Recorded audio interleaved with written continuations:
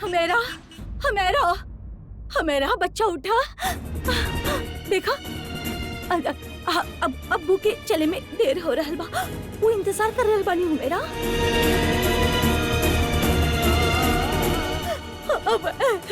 हमेरा उठा। हमेरा हमेरा उठा। हमेरा हमेरा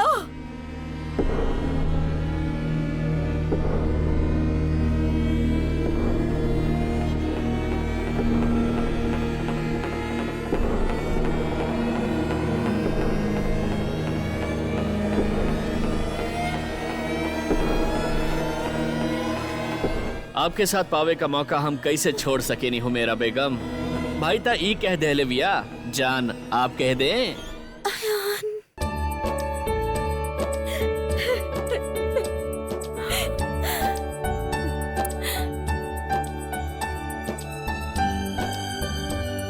आया नहीं हुआ नहीं खे हुमेरा। वो तुहार खैरियत के दुआ करे खातिर मज़ारे शरीफ गइल बा। जौन भैलू चमत्कार से कम नहीं खे। अभी बिल्कुल ठीक बड़ी, बस थोड़ा सा कमजोरी बा जे कुछ दिन में ठीक हो जाई। 2 से 3 दिन इनका आराम करे के बा, लेकिन शाम के इनका ले जा सके नहीं घरे। हमेरा का बात बा? तू इतना घबराइल काहे बाड़ू? अब तो सब ठीक हो गइल बा। ना बाजी, ऐसन बात नहीं के। ये सोच के उदास बानी कि आज हमारी जिंदगी के सबसे बड़ा दिन रहे, और देखी ना बाजी का हो गई। इस वक्त आयान भी हमारा साथ नहीं के। भाईजान तोहरा साथ बाड़ी।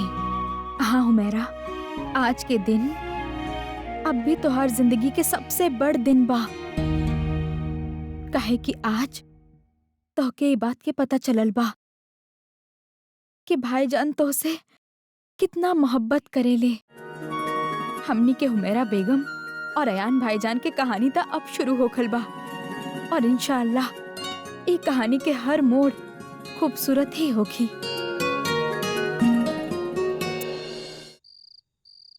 तई खबर पक्का बा?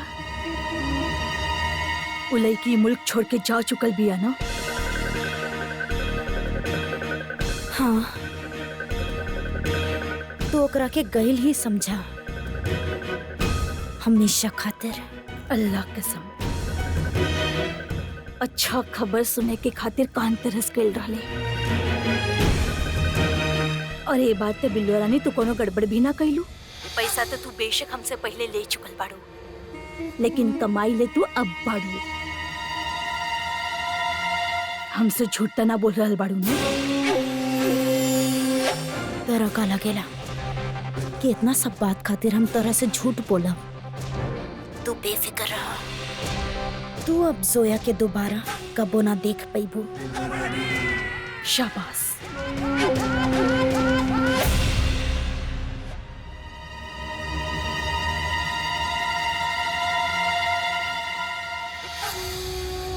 तू कितना बड़ा बेवकूफ बाड़ू जोया।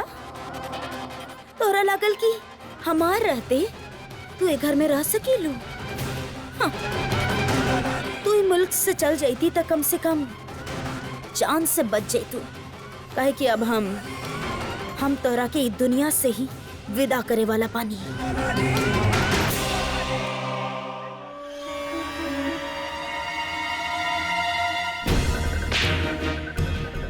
हमके थप्पड़ मरले रहली,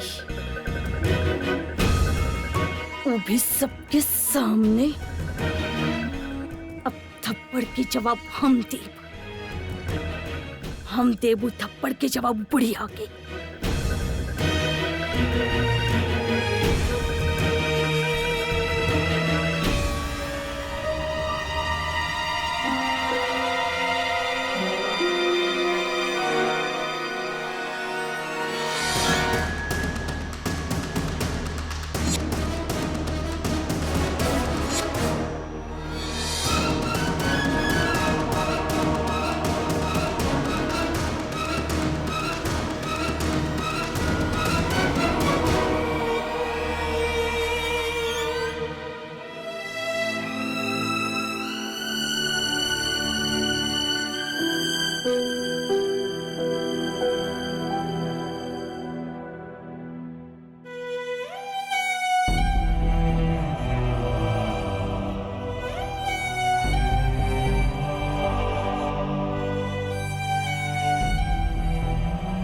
अम्मी बस ये एगो ड्रामा रहा। आप कहले रहनी यही खातिर हम ऐसा कही इन जस्ट बिकॉज हम इनके अंगूठी पहना देनी एकर मतलब ये नहीं कि सचमुच हमारी सगाई हो गई।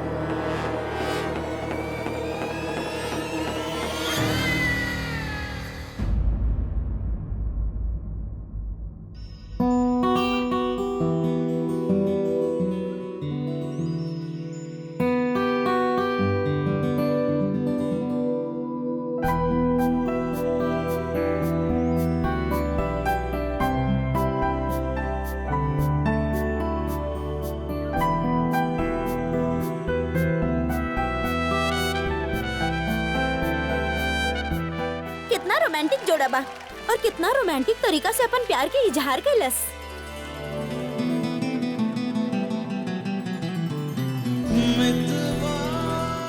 ये सगाई हो गई वाकई में। इंगेज्ड। मिस्टर खान, मिस फारूकी कितने बार कहनी कि दूसरे के कमरा में बिना नॉक के लिए ना आवे के चाहिए। केहू की जिंदगी में भी बिना नॉक कैले ना आवेले मिस्टर खान, स्पेशली तब जब आपके पता ही ना होके कि आप का चाहे नहीं। मतलब तो आप हमरा के समझाए मिस्टर खान, का मतलब बा एकर? का मतलब? ए रिंग के का मतलब बा? आपके ना पता बा? हमरा के पता बा एकर का मतलब बा, लेकिन हम ई जाने चाह रहल बानी कि आपके खातिर का मतलब रखेला। और हम जानल चाह रहल बानी कि आपके खातिर कितना मतलब मिस्टर रखेला। खान ज्यादा स्मार्ट बनने की कोशिश मत करी, सवाल पहले हम पूछ ले रहनी। लेकिन जवाब पहले हमके चाहिए। जब ये रिंग आपके खातिर कोनो मायने न रखेला तो आप हमके काहे पहने नहीं मिस्टर खान? आप तो दिन बड़ा कहत रहनी कि आप ऐसा रस्म की डिसरिस्पेक्ट ना करेनी। कहले रहनी ना आप? कहले रहनी ना मिस्टर खान? सच बताई मिस्टर खान, आप हमके ये रिंग यही खातिर पहने ले बानी ना बिकॉज़ यू मीन इट। का? यू मीन इट ना मिस्टर खान? अब आपके जागत ख्वाब देखे की आदत बात तो हम आपके रोक ना सकेंगे। Oh really? You mean you don't mean it? हाँ? ना।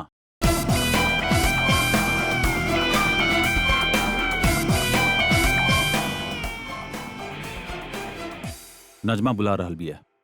सुन सके नहीं हम भी।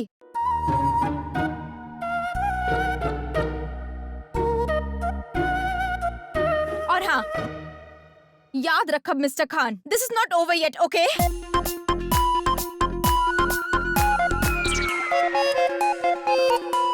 Stupid girl.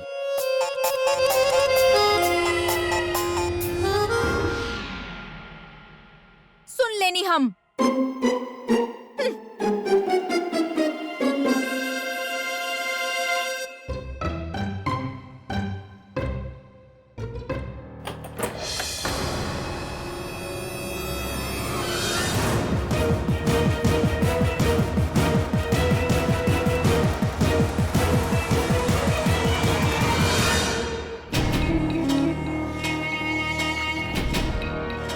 हमके सबके सामने थप्पड़ मरले रहलू ना तू बुढ़िया, कहे तो दूसरे गाल पे भी लगा दे। माशाल्लाह बुढ़िया, तू तो बड़ मुजोर बाड़ू, लेकिन आज हम तो के सबक सिखाइब ना, सारा जिंदगी याद रखबू तू।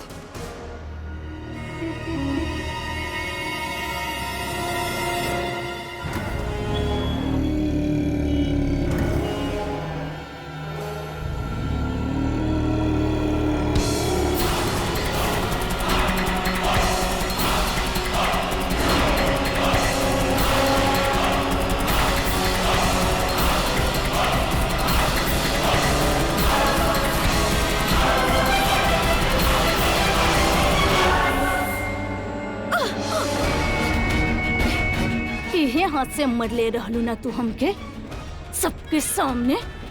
अब देख हम तोरे ई हाथ के का हाल करीले। ई हाथ के कोनो लायक ना छोड़ बुढ़ियो। छोड़ो छोड़ो।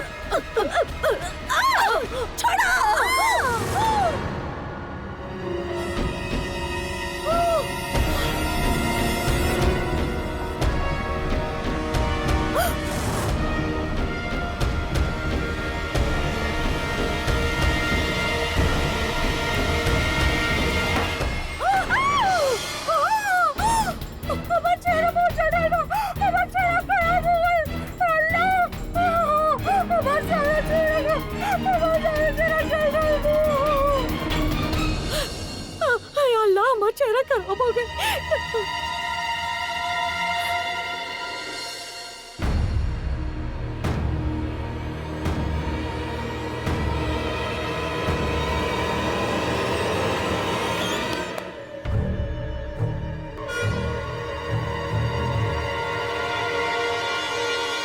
हमके लग रहल बा कि तोहके आराम के सख्त जरूरत बा। बौखला गइल बाड़ू तू। अपने के बहुत शातिर समझेलू ना तू बुढ़िया। काश हम तोहरे बारे में भी यही राय रख सकती। अफसोस बेवकूफ के बेवकूफ रह गइलू तू। बिल्कुल अकल ना बा तोहरा में।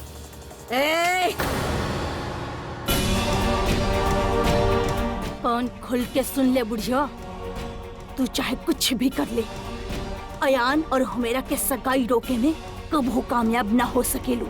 सगाई टूट चुकल बा रसिया, फिलहाल के खातिर। और ये हमार वादा बा कि जैसे ही अयान वापस आई वो हुमेरा के सगाई के अंगूठी पहनाई। समझ गई रजिया?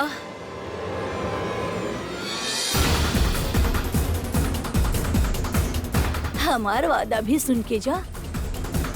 तू चाहे जे कर ल, लेकिन अयान तोहरे बेटी से सगाई कबो ना करी।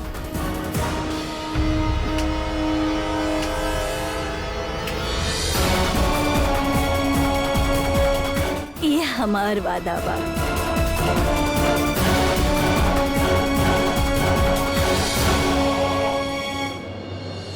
बाजी, हम थोड़ा देर पहले अयान भाईजान से बात करी हा और हम उनका ये भी कह देनी कि आप बिल्कुल ठीक बानी। अब वो जल्दी घर वापस आ जाइए। बाजी, अब जब अयान जल्दी वापस आ रहल बड़े तो सगाई के रस्म भी जल्दी हो जाए ना।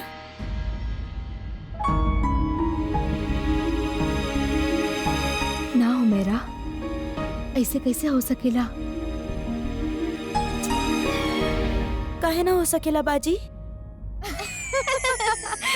अरे इतना भी का जल्दी बा? हुमैरा बेगम, पहले आपके आराम करे की जरूरत बा और 2-4 दिन इंतजार करे में का नुकसान?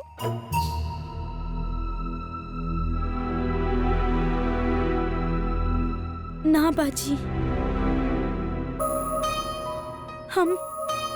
हम बरसों इंतजार कैले बनी अयान के। अब एक भी दिन इंतजार ना कर सकेनी हम। डर लगेला कुछ हो ना जाए।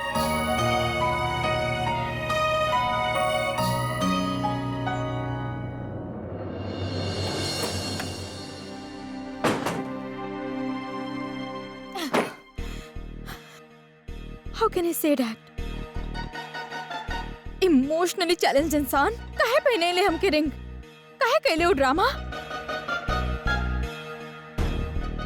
उनका तो पत्थर दिल कहल भी पत्थर के इंसल्ट बा। दिल तो करत बा रिंग उतारी और उनका मुंह पे मारी। गुड आइडिया, ये करतानी।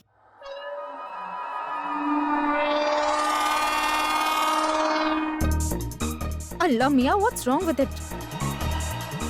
चिपके गइल बा इता।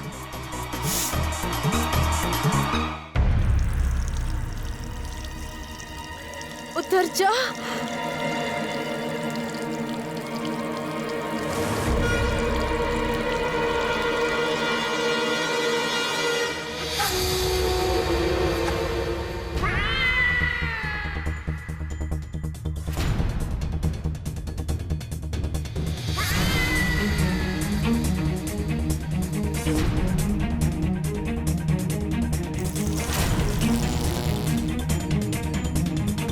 देखे वाला के लागी कि तार टूट के जोया के बाथरूम में खिड़की से नीचे गिर गई और बेचारी मर गई। जोया फारूकी बेचारी अच्छा लड़की रही ना।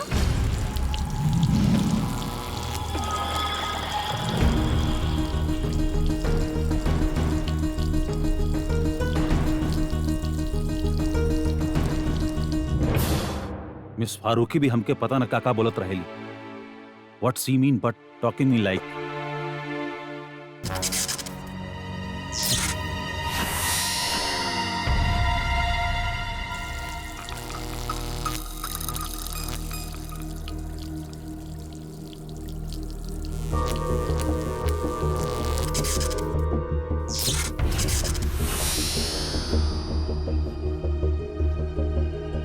फ्यूज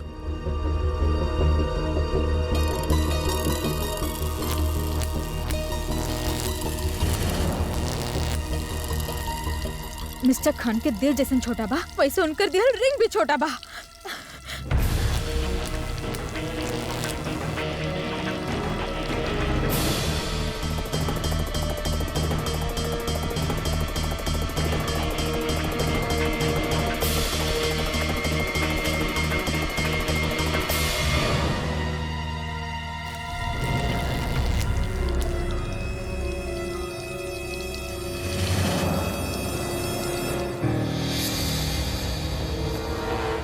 वायर तो मिस फारूकी के बाथरूम के तरफ जा रहा बा। अल्लाह मियाँ, ये तो उतरते नहीं के।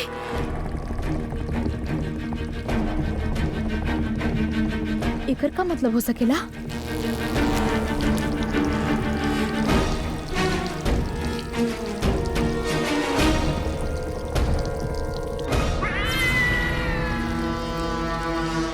Is it a sign or something?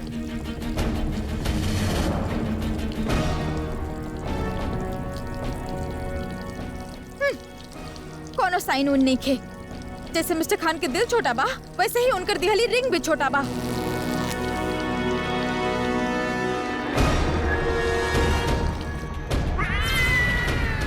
Forget it।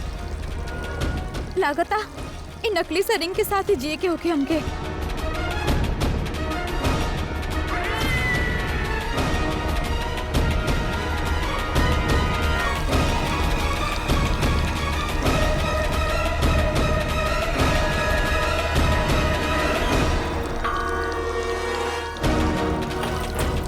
जोया!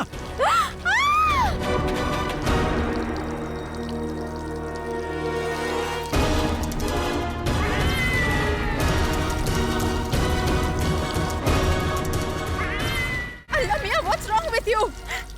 कोनो शर्म करो लिहाज बा आपके मिस्टर खान कैसे आप हमारे बाथरूम में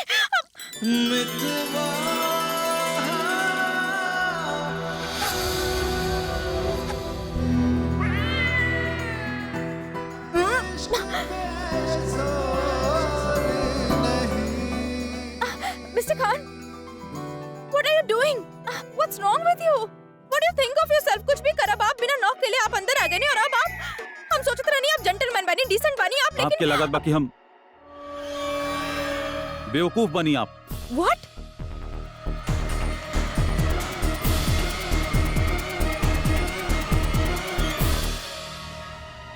ये लाइट वायर ये पानी में गिर गल रहे। अगर गलती से आप पानी में गिर जाइतू तो आपके अंदाजा बा का हो जात।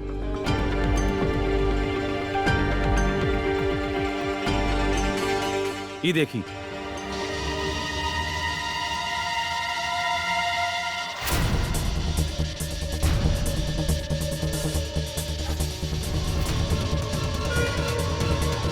I didn't know that.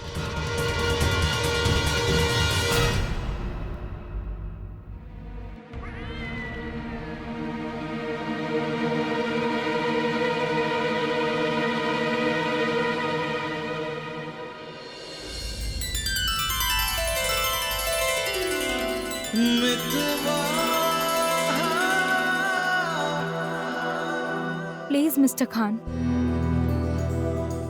तो मान जाई कि आपके हमार फिक्र बा। प्लीज से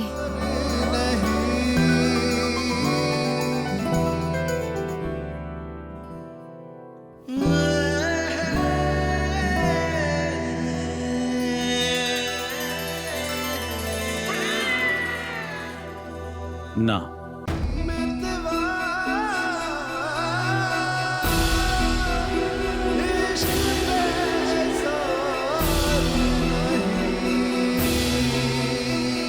ये दोनों ऊ काहे ना देख पा रहल बाड़ी जे हम देख पा रहल बानी। ये दोनों तो एक दूसरा खातिर ही बनल बाड़ी।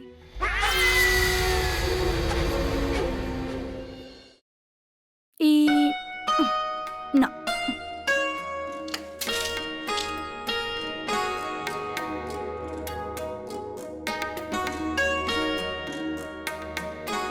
पता ना जोया के कौन सा दुपट्टा पसंद आई।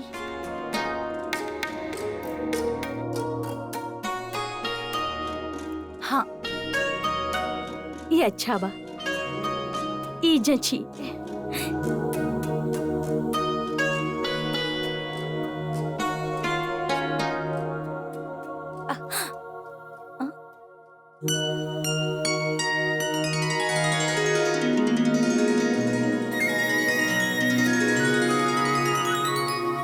अरे वाह,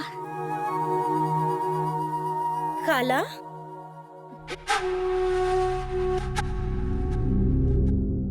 का सोचतानी? सोच रहल बानी कि का अजीब इत्तेफाक बा। आज ही ऐसा सगाई करके लौटल बा और आज ही दुपट्टा हमरे हाथ लगल बा। जनत बड़ू, सालन से ये दुपट्टा हम संभाल के रख ले बानी असद के दुल्हन खातिर। खाला, कहीं आप असद के निकाह के ख्वाब तो ना देख रहल बानी? एक ख्वाब तो हर माँ देखेली बाना। लेकिन आप सुनली ना कि असद का कहत रहले? वो कहले कि ये सगाई नकली बा। अगर ये सगाई नकली बा तो आप खुद सोची कि वो ये वक्त निकाह के बारे में ना सोचत अड़े। लेकिन हम ये भी जानत बानी कि ये सारा फैसला हमने ना करेनी, यू करेनी। जे डोर बंधे के होखेला ना, वो कोनो भी तरह से बंध ही जाला। ये एगो ऐसन एहसास बा जौन पर केहू के जोर ना होखेला। हमने के लगेला कि ये सारा फैसला हमने ले रहल बानी। दरअसल सारा फैसला हम ना लेवेले, ये तो किस्मत लेवेली हमने के खातिर। और एक दिन जे हमने के किस्मत में हो खेला, हमने के सामने आके खड़ा हो जाला।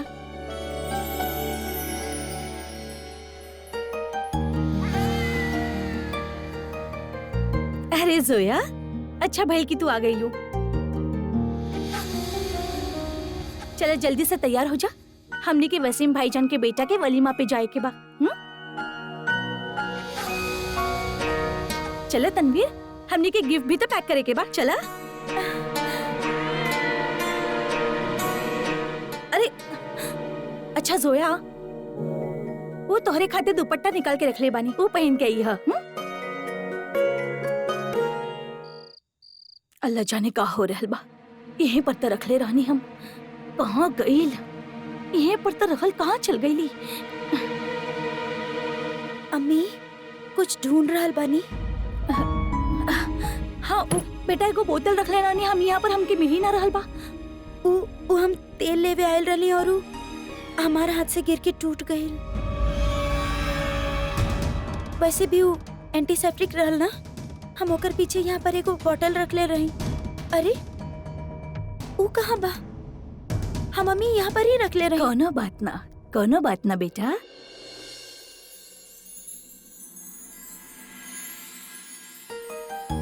जी तनवीर बिया, असद के बचपन के दोस्त। अरे भाई, नजमा नजर नहीं की आवत। आप तो जाने नहीं ना भाईजान, लड़कियन के तैयार होके में कितना वक्त लगेला। और हमारे असद में इतना सब्र कहाँ। ई खातिर हम और असद आ गई नहीं। नजमा और जोया दूसरी कार में आ रहल बानी। ले आ गई ली।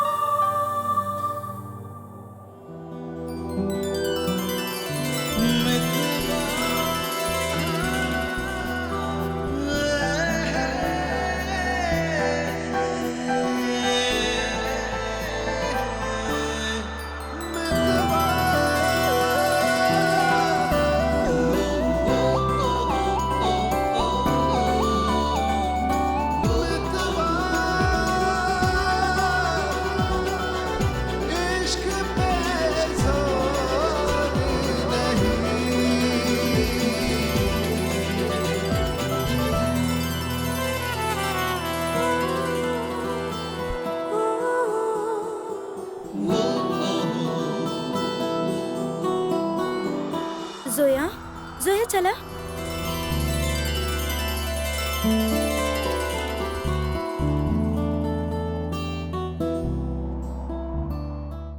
खाला, जोया ऊ दुपट्टा काहे पहन के आयल बाड़ी जौन आप असद के दुल्हन खातिर रख ले रही? ओ तई बड़ी जोया, माशाल्लाह बहुत खूबसूरत बिया। पैसे दिलशाद ई के बिया? मेहमान।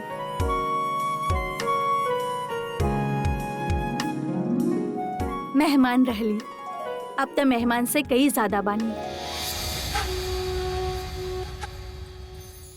जोया उहे दुपट्टा चुन्नी जे हम असद के दुल्हन खातिर देले रहनी। शायद ई भी एगो इशारा होखे कि ई दोनों एक दूसरा खातिर ही बनल बाड़े।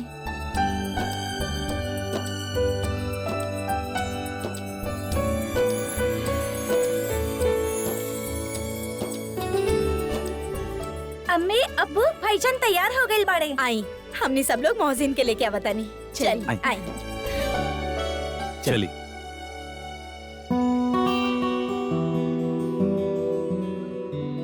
भाईजान अब तो लड़कियों से भी ज्यादा टाइम ले रहल बानी तैयार होके में। जल्दी बाहर आवो।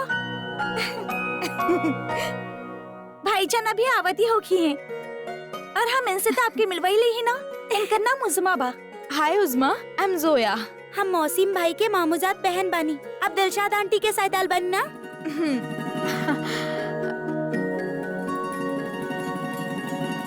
अरे वाह, बहुत खूबसूरत अंगूठी बा आपके।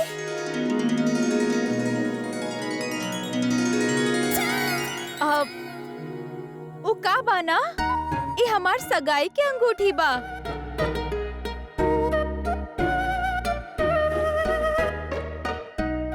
आज ही सगाई भइल बा हमार। वाह, मुबारक हो। Thank you. आपके ऊ ना आइले?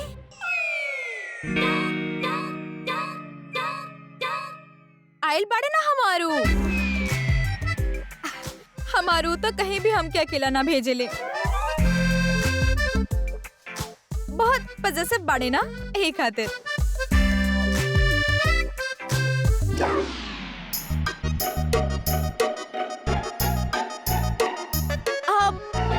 आपके हम मिलवाई अपन उनसे।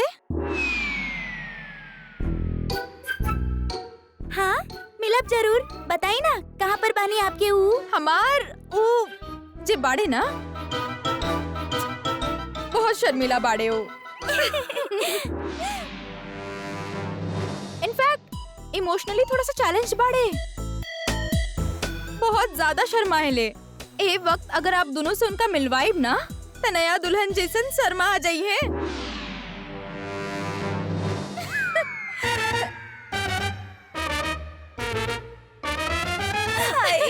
लागत आपसे बहुत प्यार करेले।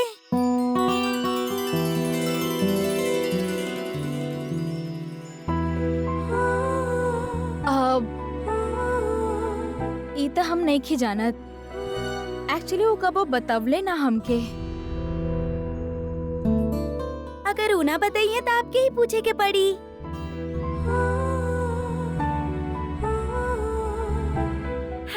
पूरा तरह फंस गईलू। कैसन लड़का से पाला पड़ल? हुए ता।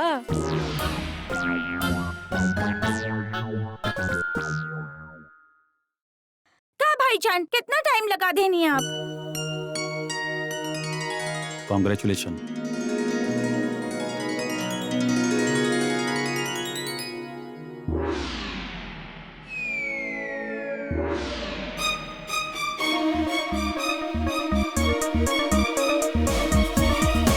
What's all this? व्हाट?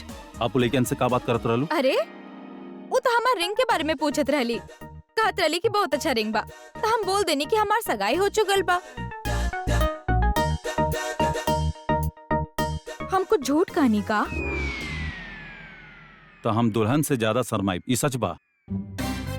देखिए मिस्टर खान, अगर ये सच ना बात इट्स ओके, हम अभी आपके उनका से इंट्रोड्यूस करवा देता नहीं। खामोश रही प्लीज। इस सबसे ऐसा बात मत करी। ये लोग हमार बहुत इज्जत करेनी। I want to turn into laughing because of you. Oh really? मतलब हमरा से सगाई कइल आपकी इज्जत कम होके के बराबर बा? हमार मतलब ऊ न रहल। का मतलब बा मिस्टर खान? हम ये जाने चाहत बानी कि जे सब आप कहनी होकर का मतलब बा? हमके ए वक्त एकरे बारे में बात ना करे के बा।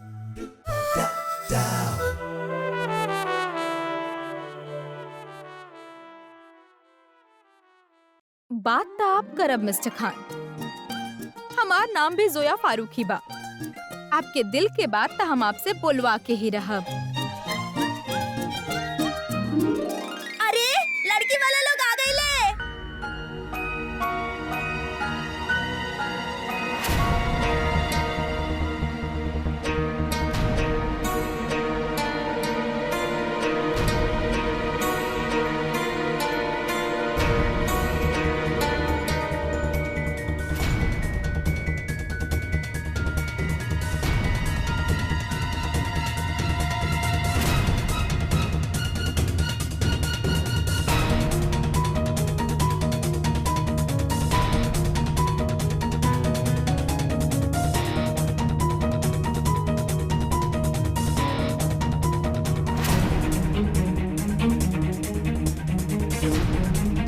अच्छा बाजी, आप हनीमून खातिर कहाँ पे जाए वाला बानी? जीनत के काहे परेशान कर रहल बाड़ू?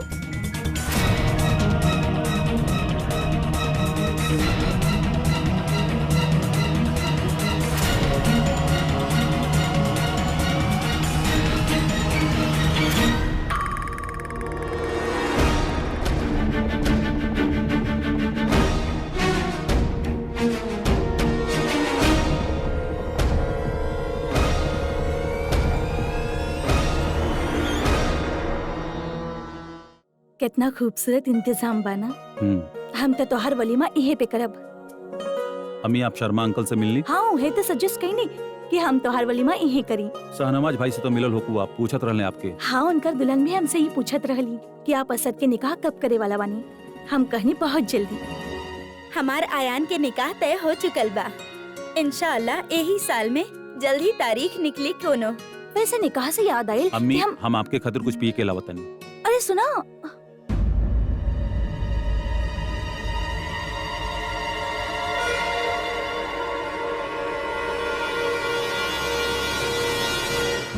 रजिया बुरा मत मानी हा, ऐसे सगाई ना होगल अच्छा सगुन नहीं खे।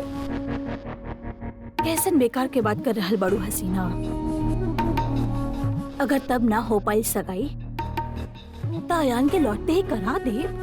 अच्छा वैसे तू लड़की के का कहलू?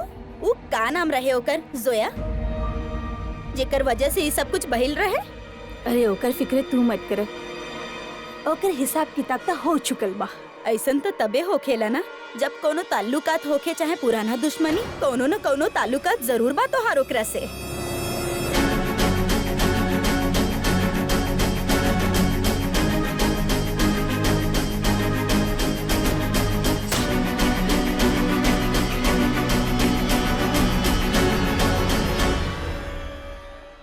हसीना, अल्लाह ना करे ऐसे लोगन से हमके ताल्लुकात जोड़े के होखे। वैसे तोहरे जैसन लोग कम बड़न का ताल्लुकात करे खातिर। का कहलू? अरे ना वो तो दिलशाद के यहाँ मेहमान रहली और तो के तो पता ही बा दिलशाद के यहाँ हर केहू से हमार दुश्मनी के ही रिश्ता होखेला।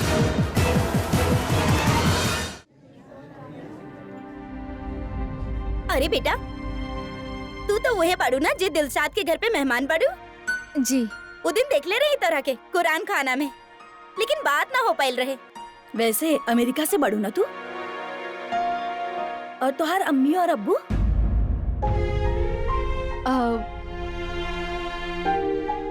हम बहुत छोट रहनी जब उनकर इंतकाल हो गई। ओह, तो हर वालिद नहीं के और इतना बड़ा दुनिया में अकेले रहल कितना मुश्किल बा। अकेली नहीं थी हम, हमारा आपी और जीजू बाड़े हमरा साथ। और इनफैक्ट अब तो हमार सगाई भी हो गई बा। अच्छा माशाल्लाह के बाओ। मिस फारूकी, हाँ अम्मी के आपसे बात करे के बाद सॉरी एक्सक्यूजेस। लेकिन miss Farooqui, what's your problem? हम आपसे कहले रहनी ना कि सगाई के बारे में केहू से बात मत करी। ये नकली सगाई बा। चल मिस्टर खान, लोगन के थोड़े ना पता बा। और प्लीज हाँ थोड़ा सा स्माइल करी, काहे कि नकली सही आज सगाई भइल बा आपके। आप थोड़ा धीरे बात करबू, एवरीवन वॉच इट। वो का बाना मिस्टर खान, हमार मानल ई बा कि बात करत ऐसन करा कि दुनिया सुने, ना तो ना करा।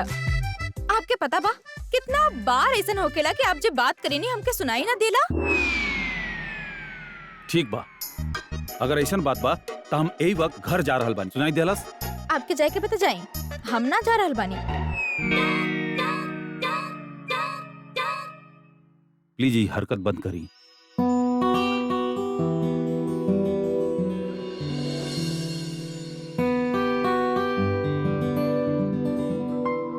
ओके, हमारे को शर्त बा, आप हमके वो रोज ला के दी ही ना। प्लीज मिस्टर खान, देखिए ना हम मंगेतर बानी आपके यहाँ, पता नहीं कि आपके आप एक चुप रोज रही। ना। ओके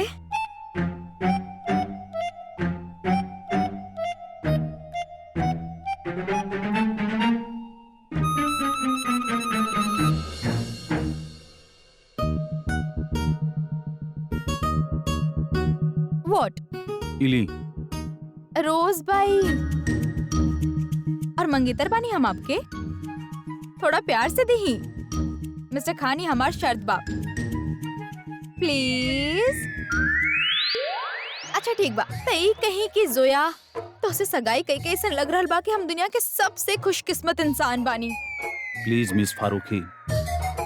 ओह, उस्मा और ओकर कुछ और फ्रेंड्स भी आ रहल बाड़ी और आपके अंकल भी आ रहल बाड़े। इनका खुशखबरी देके आ रहल बानी हमनी की मिस सगाई फारूकी, आपसे सगाई करके ऐसा लगा था कि वेट, थोड़ा फील के साथ कही ना mister Khan, feeling you know.